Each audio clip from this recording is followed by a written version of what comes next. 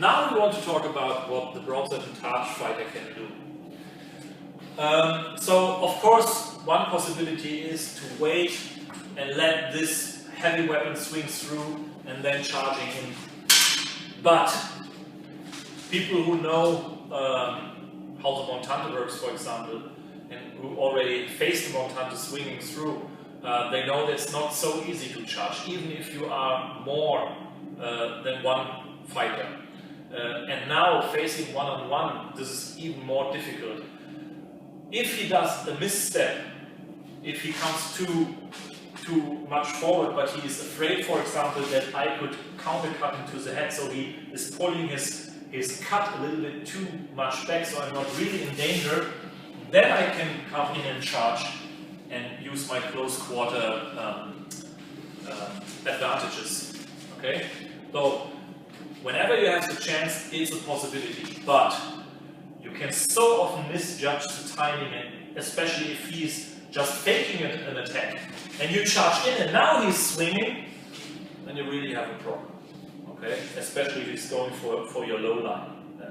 Well, you're going, he's like faking the attack, raising his sword, you're charging in, and now he's cutting low. Of course, you have to take care not to be cut on the head. However, charging in is a possibility, but you really have to wait for your chance, and you have to wait for him to do a mistake. If you are not in a battlefield situation, because we are talking here now about a one-on-one fighting situation, where I maybe have a little bit more time to fence and not to just charge or just have a battlefield situation. So, I know that my low line is the most vulnerable part, and I know he will try to attack it. So I have to be careful about feints to my face, what we talked about. Okay? So as soon as I raise my Targe to defend my head, I have to keep in mind he might fake it only and draw his sword down to my leg. Okay? So what I do is, against any leg attacks, the best thing is to use my footwork and to slip or shift back. Bring it out of the way. Now, maybe, if I'm not too slow, I might have the chance to charge, but as soon as he has his guard up again, it's not a very good idea.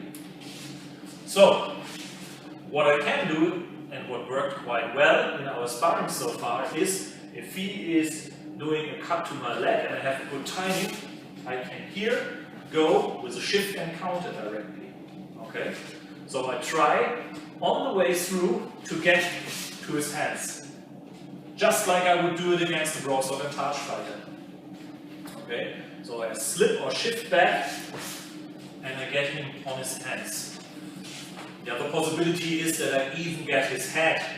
Okay? If he comes very deep in, I might get his head. So I don't really think about what target I get. I just shift back. Okay? Protect my head, shift back, bring my Targe forward and cut inside his attack. Well, saving my leg and doing a shift and counter. This is one possibility against this kind of attack. Of course, if he moves sideways, as we've shown it before, I have to keep in mind that he might be coming back. So I'm open here again. So I have to be careful. So trying to fence and maybe provoke him to attack my front leg, and then doing a shift and counter, and then charging in to finish the guy might be a possibility. And this worked quite well. The same, by the way, we realize is when we're using what we call the underarm guard. Of course, I'm now very, very vulnerable here on this side, but if he's not attacking with a cut number 2, but with a cut number 1, trying to get my legs or trying to get me on the upper line, what worked quite nice was to shift back and to do a raising cut to his forearm. So this worked also quite nice. So I'm stepping back, and on the way through, I'm cutting his elbow.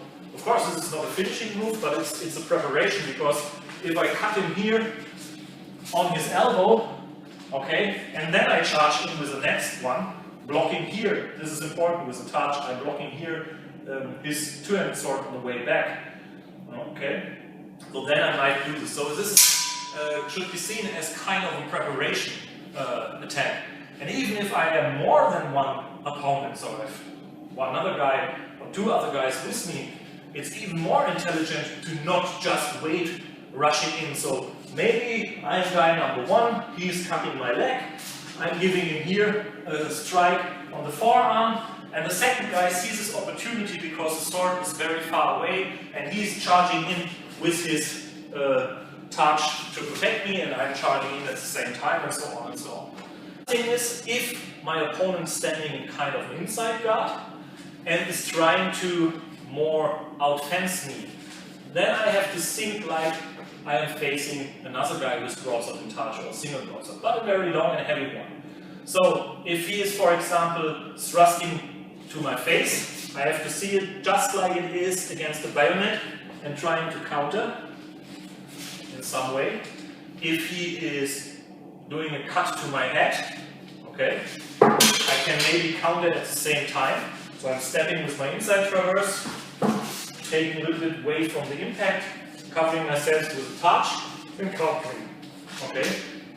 But of course, I have to be careful because he might only feint an attack on the high line and goes to the low line. So here again, I have to be quick on my feet, just like with the broadsword and Targe against another line with the broadsword and Targe. So these are some of our thoughts so far. Maybe I missed some details, but this is kind of an overview what is our approach on this combination. So let me know what you think about it in the comments on YouTube and also on Facebook, and we see each other in the next video.